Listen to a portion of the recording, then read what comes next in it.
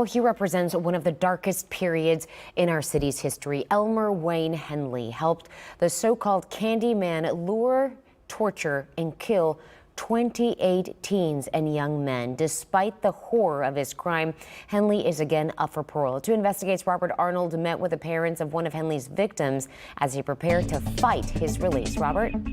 Henley has come up for parole 25 times over the last 4 decades. These murders occurred during a time in our country when there was a moratorium on the death penalty, and Texas did not have life without parole as a punishment. This created a burden for families of the victims who live in a cycle of preparing for and then fighting the release of a killer. The sleepless nights, thinking, reliving things. You know it's coming. You know it. You might as well prepare for it mentally. But what are you going to say? What are you going to do? You're going to tell the parole board exactly how you feel. James and Elaine Dremala have been here before. In 1973, their 13-year-old son Stanton was kidnapped and killed, the final victim of serial killer Dean Corll. For Stanton, we have to do it, even though it hurts.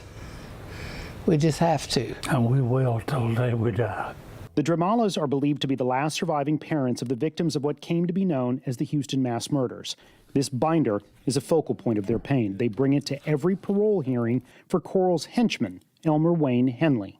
He's done it once. What makes us think he won't do it again? He has a satanic mind, and if he gets out, just because he's old doesn't mean he couldn't father a group to do that same thing over and over again. Henley and David Brooks helped lure young boys like Stanton to Corll's homes and apartments. Mama, I killed Dean.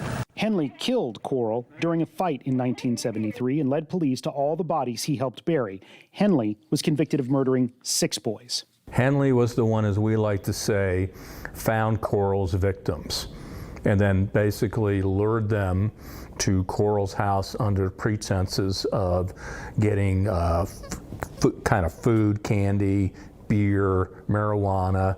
Head of the Victims' Rights Office for Crime Stoppers of Houston, Andy Kahn, has helped the Dremala family successfully fight the release of Brooks and Henley. The only reason Elmer Wayne Henley took down Dean Corll was to save his own skin.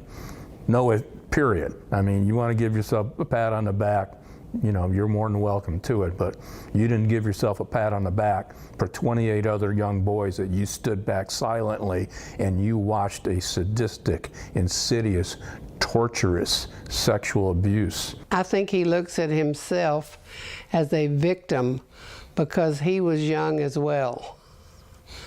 But he had every opportunity to get out of that situation if he had wanted to.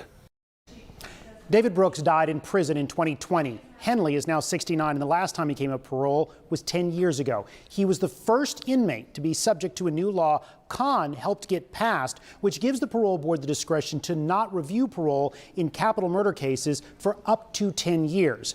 If denied parole, the family will again ask the board to wait another 10 years before reviewing whether Henley should be released. A decision is expected this fall. Live in the newsroom, Robert Arnold, KPRC 2 News.